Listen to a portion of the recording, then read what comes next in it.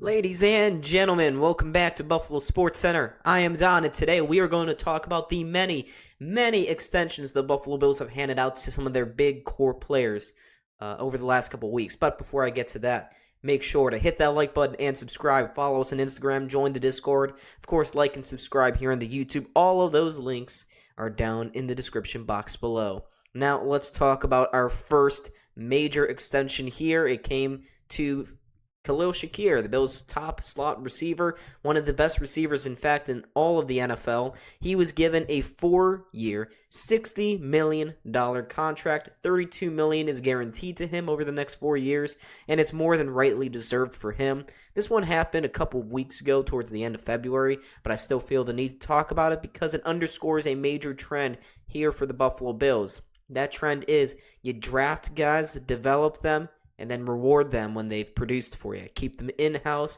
sign them to big, rewarding, long contract extensions that should set their families up for lifetime kind of money.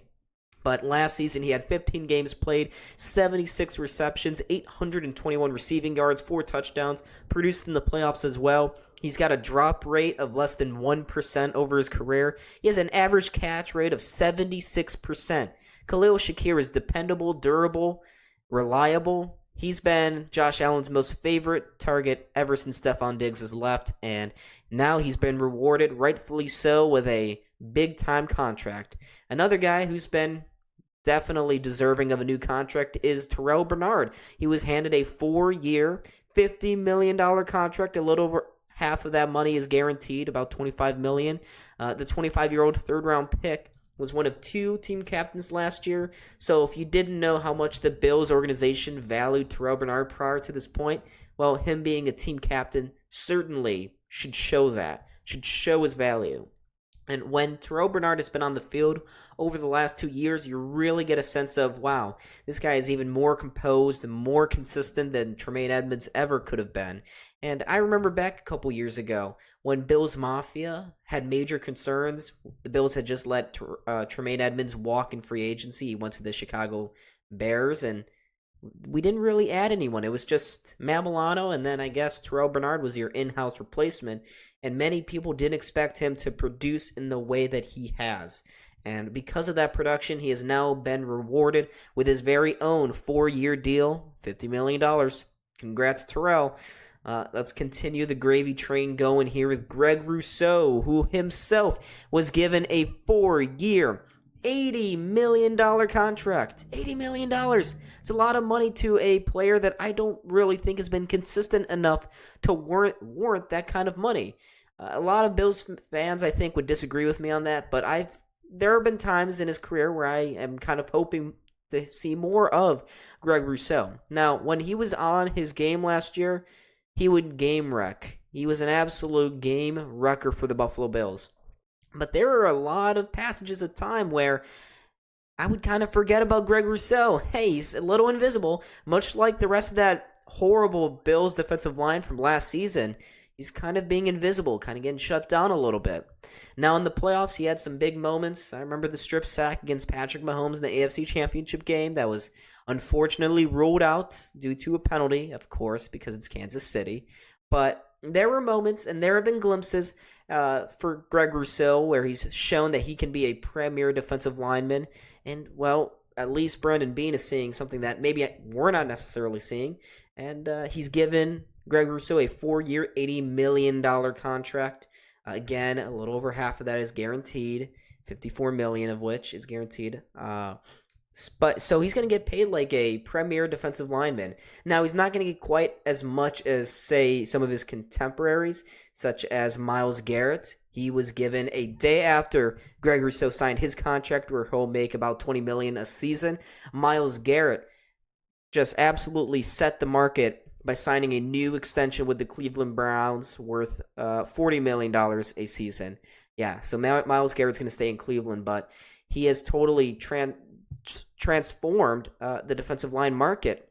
And I'm sure Greg Rousseau and his agent are probably sitting back in whatever nice little Florida yacht and saying, wow, we should have waited one more day just to see if we could get a few more dollars. Myles Garrett certainly is getting paid big. Micah Parsons is probably going to get paid big soon. Greg Rousseau, he got paid, but just not quite as much, and he could have gotten more had he waited another day or two to sign. But let's keep on going, folks. Let's talk about the vibes guy, Reid Ferguson. He, too, was given a 4-year contract. We don't know the money, but we just know that the longtime Bills long snapper is going to remain in Buffalo. He's been here since 2016, and I'd be hard-pressed to try to remember a single botched snap that has happened because of Reid Ferguson. Has he made a huge mistake here? No. Has Matt Smiley, the former Bills special teams coordinator, made a bunch of mistakes before? Yes, but thankfully Matt Smiley is gone. Reid Ferguson will be rid of his horrible voodoo spirit. So Reid Ferguson loses Matt Smiley. Nice. Gets a 4-year extension. That will probably mean he'll be in Buffalo for the rest of his career. Nice. So that's good for him. Great for him. It's happened again. I've recorded an entire video, and then not too long after I finished recording, more breaking news comes out. There has been another extension here by the Buffalo Bills. It's a record-setting extension for Josh Allen. The Bills and Josh Allen had previously agreed to an earlier extension, one that had kicked in this season and was going to run for another 4 years. It was a 5-year deal. Well, that old contract, which would have paid Josh Allen around $40 million, and he was definitely underpaid for an MVP caliber quarterback. Well, that contract is bye-bye. It's gonzos. Instead, the Bills and Josh Allen have agreed to a new record-setting extension. Josh Allen has been extended for 6 years, a total of $330 million, $250 million of which is in guaranteed money. That is the record for the amount of guaranteed money given in one contract. $250 million guaranteed by the Buffalo Bills to Josh Allen over the next 6 years. He is one of the highest paid quarterbacks now in the NFL. There have been rumors since the offseason has began that Josh Allen and his camp wanted to rework their previously agreed extension to keep him in Buffalo. Not that there is any risk of him ever leaving, but both sides had expressed interest in coming to a new contract where Josh Allen would be more fairly represented with the total amount of money he'd be getting.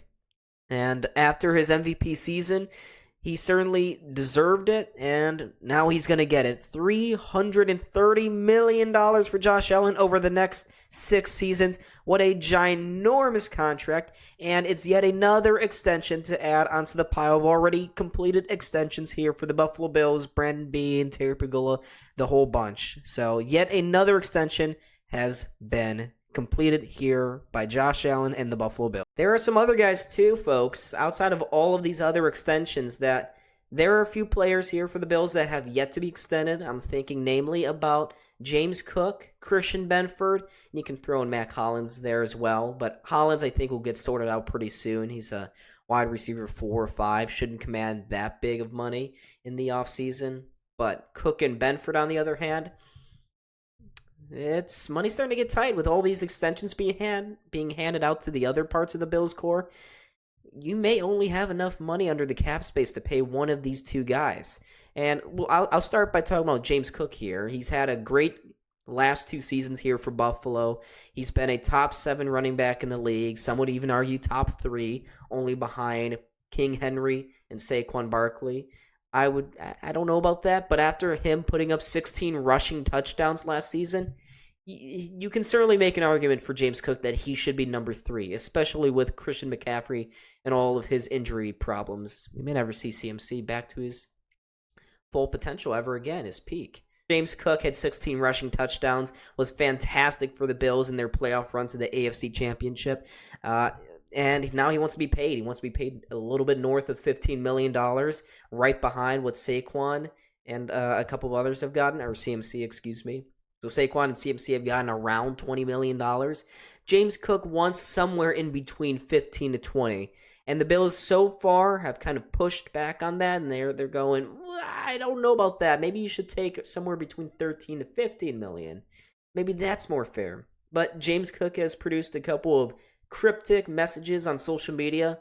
While he doesn't seem like he's trying to actively force his way out of Buffalo, he is definitely pushing a negotiating tactic here by not necessarily fully committing on his future to the Bills.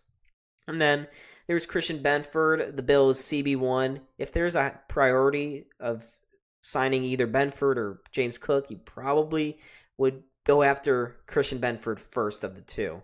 Benford has ascended to the CB1 spot here in Buffalo. He had 10 passes defended last season, 2 interceptions as well.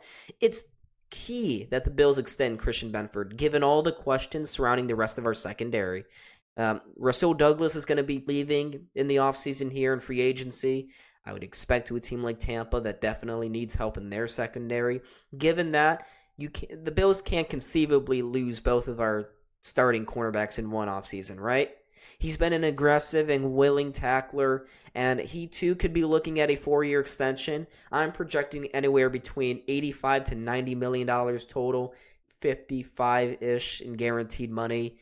That's going to be around $21.25 million a season for Benford, but it's more than deserving. He has truly blown all of our expectations out of the waters, from coming from a no-name 6th-round pick to probably getting $80 million. That's quite the transcendence by Mr. Benford. But anyways, folks, thank you so much for watching this video. What do you think about all these extensions? Are they good? Do you think the Bills are going to be able to maybe go out into the open market and find a couple more? Remains to be seen. But anyways, I was Don. This is Buffalo SportsCenter. Make sure to hit that like button and subscribe, and I hope to see all of you in another video, whenever that may be. Peace.